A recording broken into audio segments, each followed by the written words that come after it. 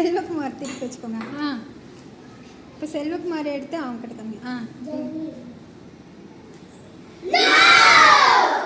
ஜனனி பால் எடுங்க. அவங்க பாலை கரெக்டாக செல்வகுமார் எடுக்கிறாங்களான்னு பார்க்கணும்.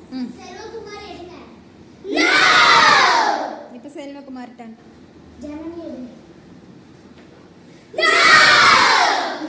ஜனனி எடுங்க.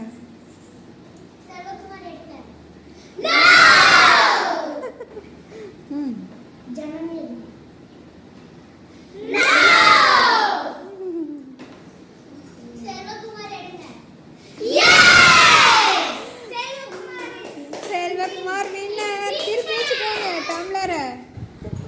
2 டம்ளரும் திருப்பிட்டீங்க நீங்கள்.